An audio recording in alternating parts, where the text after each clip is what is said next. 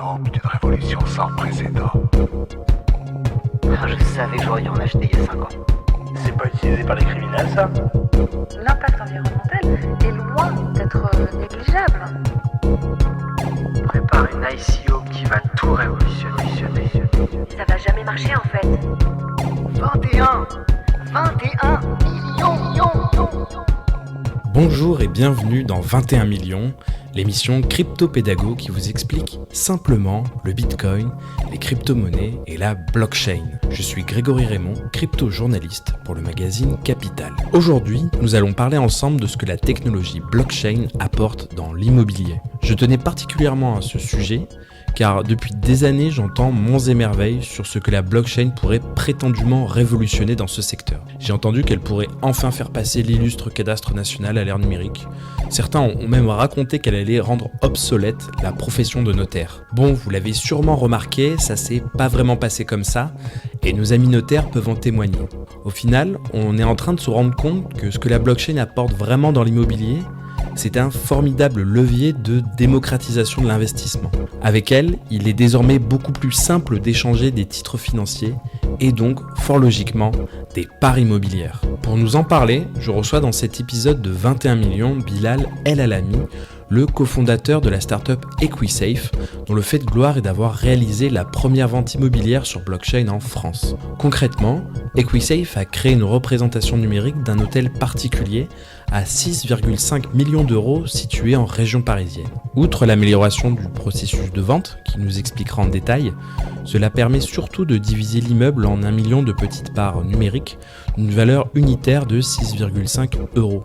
Ce que ça change, c'est qu'il est désormais techniquement possible d'acheter une part de ce bien exceptionnel pour une somme modique et qu'on peut le faire en quelques clics et avec sa carte bleue. Selon EquiSafe, qui a l'ambition de devenir un portail général d'investissement en crypto-immobilier, mais pas que, tout cela va permettre de démocratiser l'investissement et notamment ouvrir au très grand public, ce qui n'était jusqu'à présent que destiné qu'à une certaine élite financière. Bonne écoute. Bonjour Bilal El Alami, bienvenue dans 21 millions. Bonjour Grégory. Alors vous êtes le créateur d'EquiSafe, une start-up qui se présente comme une néobanque d'investissement. Alors est-ce que vous pourriez nous dire en gros en quoi ça consiste ? Parce qu'une néobanque comme Revolut ou N26, je vois bien, mais alors une néobanque d'investissement, c'est pas très clair pour moi. EquiSafe est une infrastructure de banque d'investissement qui se traduit à travers notre plateforme d'investissement qui a pour mission de démocratiser l'investissement et de rendre accessibles des instruments financiers au plus grand nombre. Alors d'où vient ce néo-infrastructure de néobanque d'investissement ? Aujourd'hui, les banques d'investissement permettent de faciliter les transactions. Et donc, dans l'aspect, la blockchain permet donc de fluidifier les transactions, et on aura l'occasion d'y revenir au cours du podcast. Et donc voilà, c'était peut-être plus sexy que de dire banque d'investissement 2.0. Et on voulait aussi mettre l'accent sur l'infrastructure, parce que nous sommes une société technologique avant tout. D'accord. Mais concrètement, on vient vous voir pourquoi ? Pour quel type d'opération ? On vient nous voir pour deux types d'opérations. Alors, il y a les émetteurs d'un côté de la plateforme et les investisseurs de l'autre côté de la plateforme. Les émetteurs, ça peut être des sociétés qui ont besoin d'émettre des titres, ça peut être des fonds d'investissement, ça peut être des obligations, donc des types d'instruments financiers, et le sous-jacent peut être immobilier ou pas. Et de l'autre côté, vous avez les investisseurs à qui on va proposer ces titres. Et puis il y a 2 jours, on a eu le prix de la start-up la plus innovante sur le processus d'investissement. Et donc c'est ça qu'on veut mettre en avant, c'est vraiment l'usage aux consommateurs. Je vous ai invité dans 21 millions pour parler principalement d'immobilier et de blockchain. Alors ça tombe bien parce que vous avez piloté la toute première vente immobilière sur blockchain en France en juin dernier. Alors on aimerait donc un peu savoir en quoi ça consiste et comment ça s'est déroulé. Alors, on a trouvé cet hôtel particulier qui est au Sirois-Najaquin à Boulogne-Billancourt.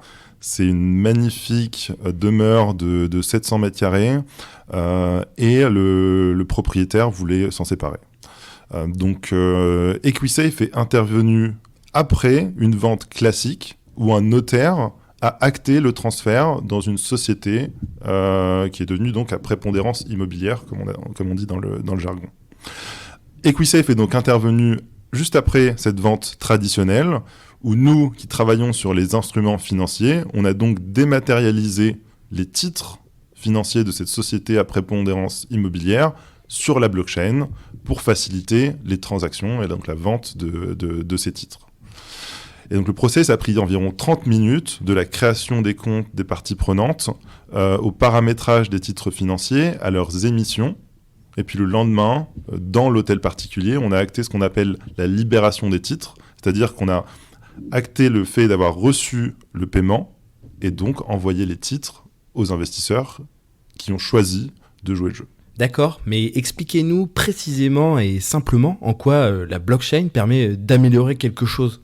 D'abord, prenons l'aspect technologique pour que les gens comprennent en quoi il y a une innovation. La blockchain, donc ce registre qui a une dizaine d'années, a 3 grandes propriétés que nous, on utilise. La première, c'est l'horodatage qui a valeur juridique depuis le décret blockchain de décembre dernier.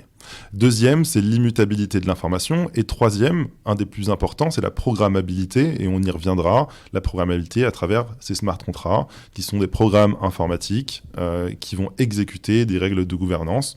Dans notre cas de figure, sur des titres financiers, on va exécuter les règles de cession de ces titres financiers. Ça, ce sont surtout des considérations techniques. Moi, je voudrais comprendre ce que la technologie blockchain vous apporte en tant que néobanque d'investissement. La blockchain permet de gérer de la même manière 10 investisseurs ou 100 000 investisseurs. Et c'est là, en fait, où on peut en venir à l'accessibilité. Aujourd'hui, ce rôle de gestion relation investisseur, comme on dit, c'est chez les institutions qu'on appelle le back-office, c'est eux qui gèrent l'administratif. Et donc, par exemple, quand il y a un versement de dividendes, c'est eux qui doivent tout calculer et exécuter à la main ces virements. Et là, il y a énormément d'erreurs qui impliquent des amendes du régulateur envers ces sociétés émettrices. Et donc, la blockchain intervient comme un outil qui permet de gérer 10 ou 100 000 investisseurs de la même manière et sans faire d'erreur grâce à ces smart contracts et cette auditabilité que propose la blockchain. Et donc, cette première vente blockchain était une première expérience. Les promoteurs ne vont pas forcément vendre leurs tokens. On a juste vérifié si le processus technologique fonctionnait, c'est bien ça ? Alors, non, pas forcément. Ils peuvent vendre leurs tokens, c'est possible. À la fin de la période des 1 an de restriction, ils pourront vendre leurs tokens s'ils veulent. Moi, j'aimerais clarifier un point. Il faut savoir que ce ne sont pas des parties du titre de propriété de l'immeuble qui s'échangent sur la blockchain. Ce qui est tokenisé, c'est le capital social de la société à qui appartient l'immeuble. C'est bien ça ? Exactement. Donc, par instrument financier, on entend les titres financiers qui peuvent être des actions, en effet, donc le titre de capital, ou les titres de créance qui peuvent être de la dette. Et donc, nous, on arrive à dématérialiser sur la blockchain des actions, des parts de fonds, des obligations. On ne peut pas travailler sur le titre de propriété du bien immobilier pour des raisons d'indivision, parce que c'est enregistré dans un autre registre, alors que les instruments financiers sont pour les actions dans un registre de mouvement de titres, qui lui est fractionnalisable.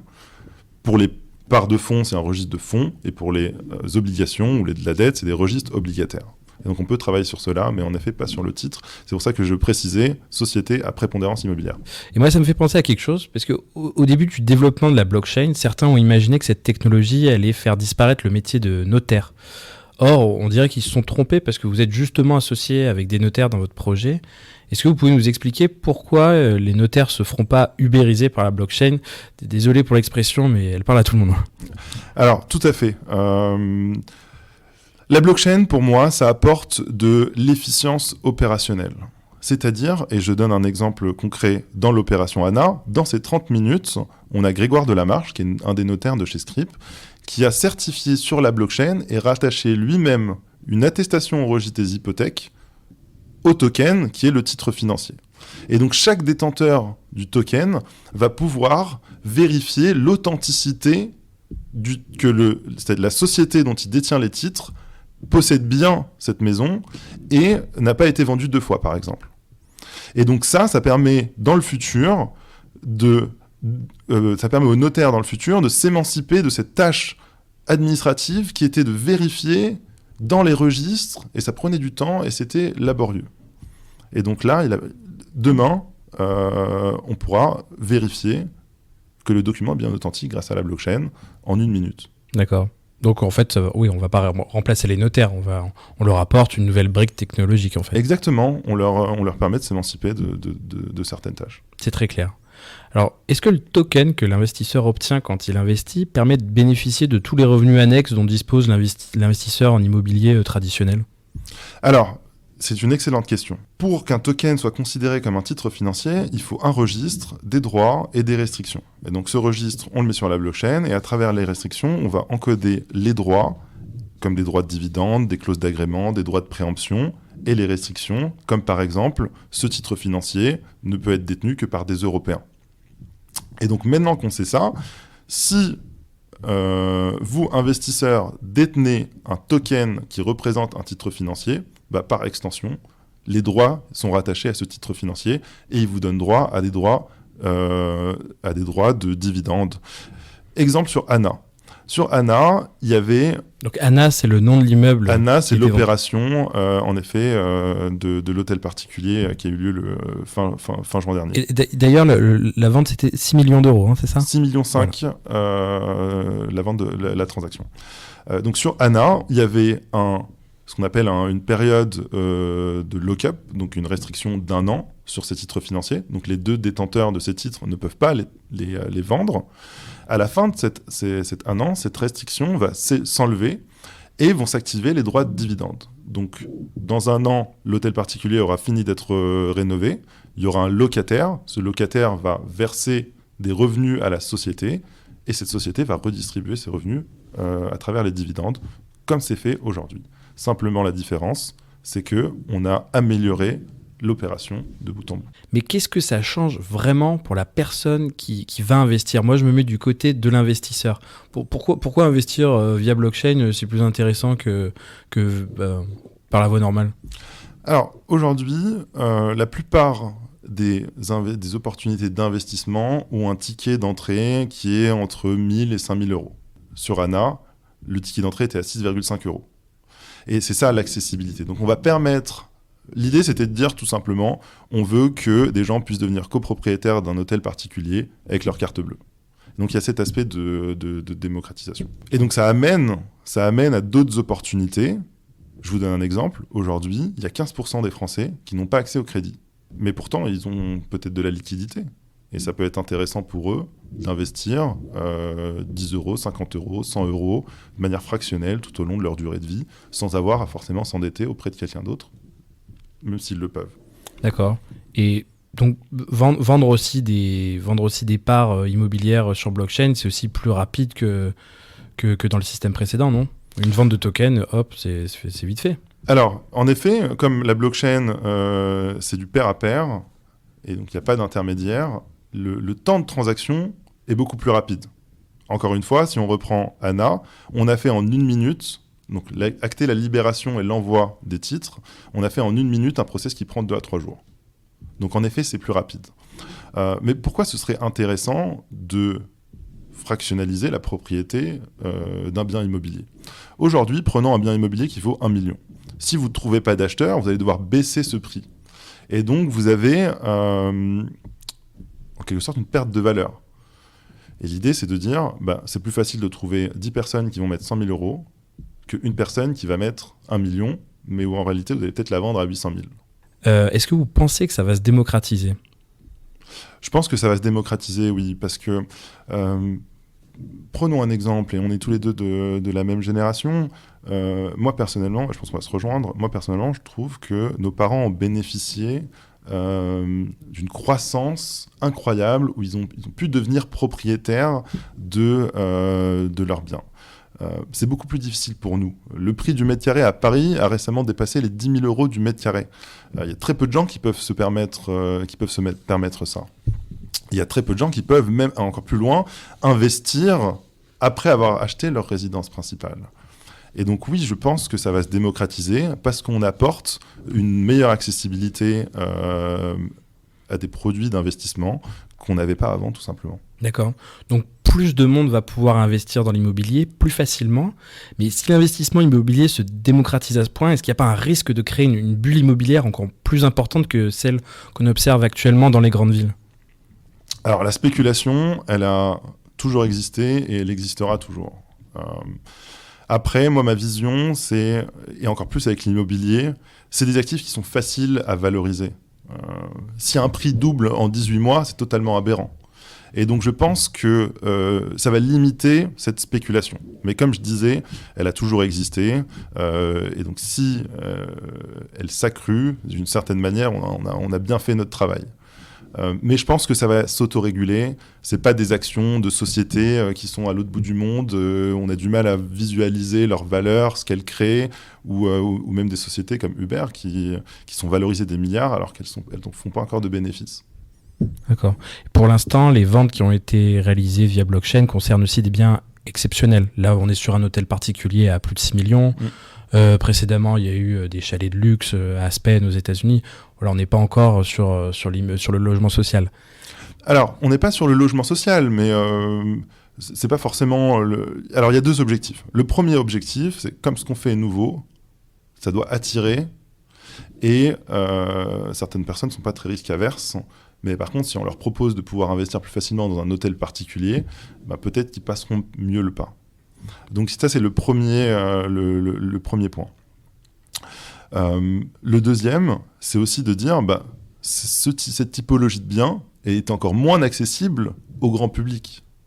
Et donc, logement social ou pas, l'important, c'est qu'on va pouvoir demain investir avec sa carte bleue dans n'importe quel actif. Et est-ce que vous pensez, ça rejoint un peu la question précédente, est-ce que vous pensez qu'il faut interdire la tokenisation de biens immobiliers quand ça concerne certains biens socialement sensibles, importants, comme les maisons de retraite ou les logements étudiants, les logements sociaux, ce genre de choses? Non, au contraire. Je pense qu'on va rentrer dans une nouvelle ère. Prenons un exemple, c'est des cas d'études que j'aime bien, qu'on appelle le time sharing.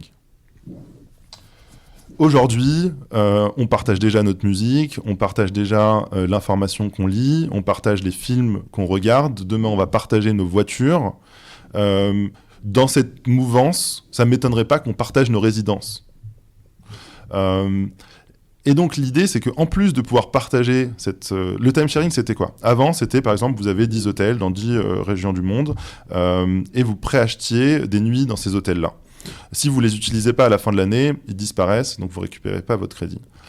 Demain, moi, comment je vois le time-sharing et comme on le voit au sein d'EquiSafe, c'est de dire, en fait, je vais investir dans ce groupe hôtelier, je vais avoir ma quote-part que j'ai investie en droit d'usage dans des nuits.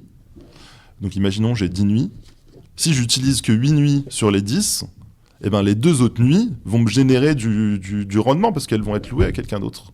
Et donc, en fait, je vais amortir dans le temps mon investissement en plus d'avoir accès à l'usage. Et ça, c'est une révolution et j'ai hâte qu'on y arrive.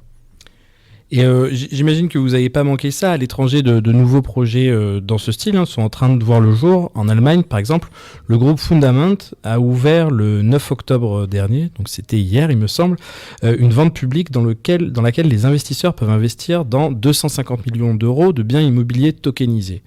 Alors, selon leur documentation, c'est même possible d'investir dans ce projet à partir d'1 euro. Est-ce que vous trouvez ça intéressant ? Je trouve ça intéressant. Je pense que c'est plus symbolique qu'autre chose, comme pour les 6,5 euros.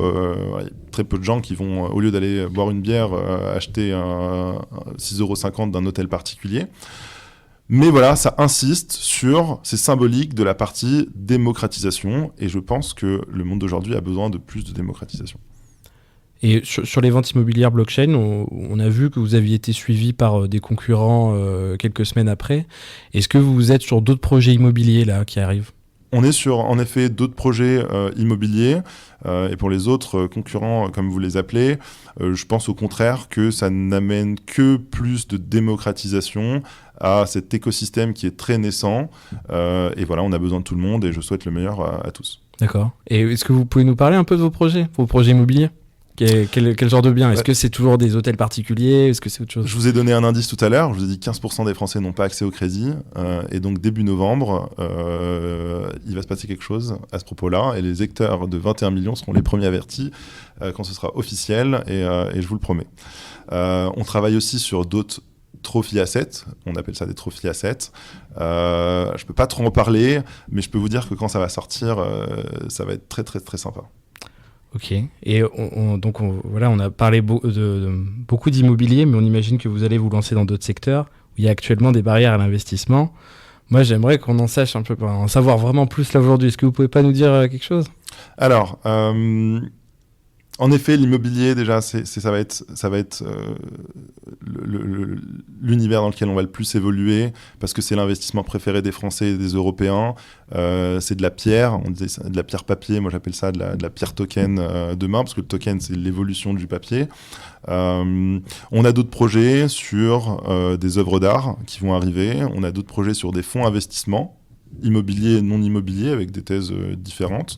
En effet, l'idée, c'est d'aller chercher un panel diversifié pour proposer non seulement de l'accessibilité, mais aussi d'une meilleure diversification aux épargnants et aux investisseurs de demain, qu'ils soient, comme j'ai dit, épargnants ou professionnels, institutionnels.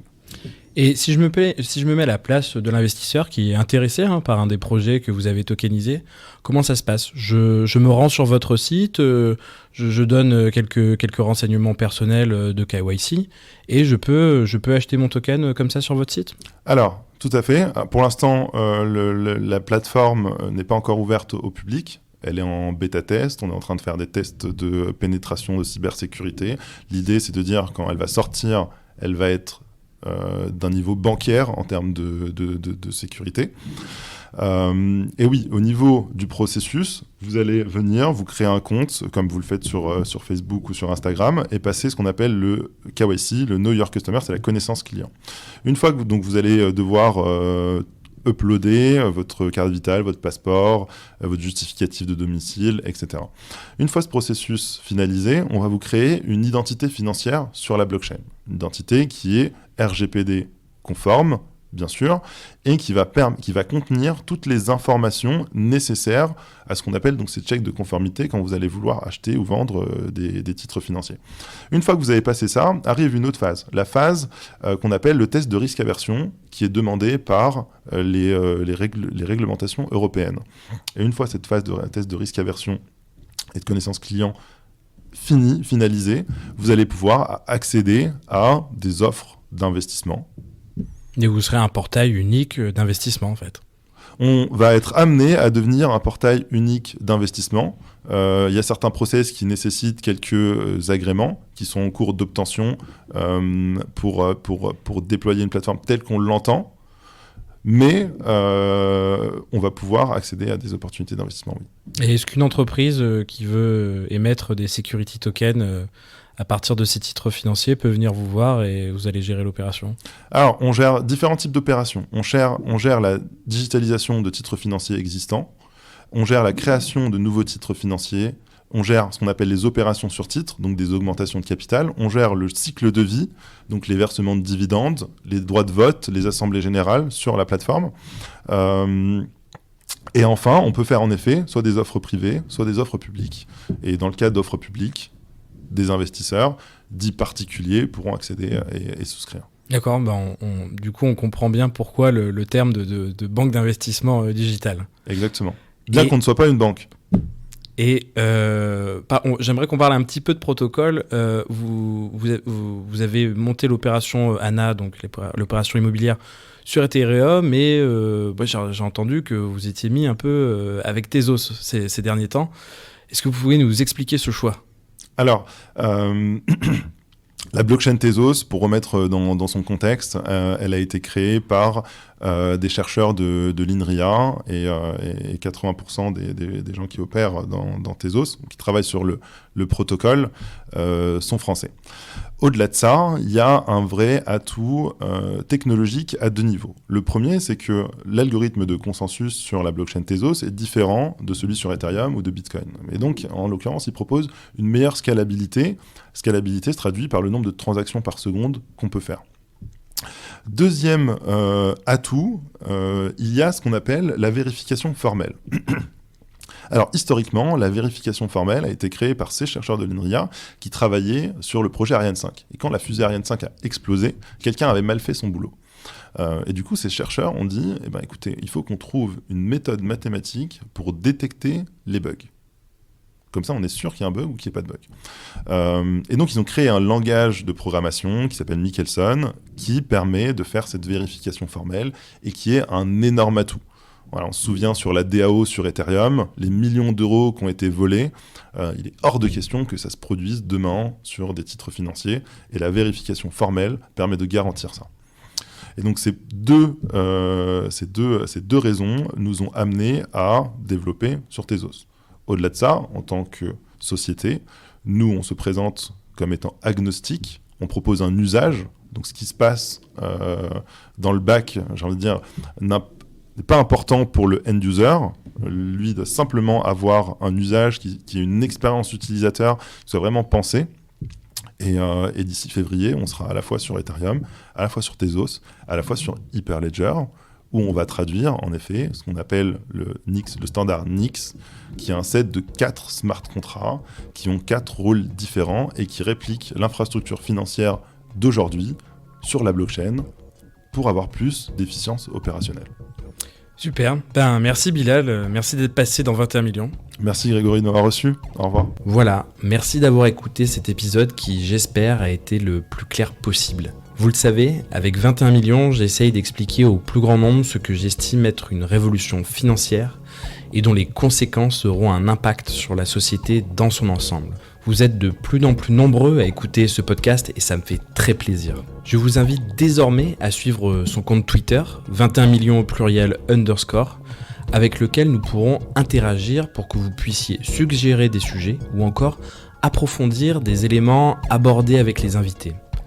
Comme toujours, je tiens à remercier mon ami Ezad qui a composé le générique. Vous pouvez écouter les précédents épisodes sur Apple et Google Podcast, SoundCloud, Spotify, Deezer et YouTube. N'hésitez pas à mettre un petit commentaire sur ces plateformes, c'est ça qui contribuera à faire grandir 21 millions. À bientôt!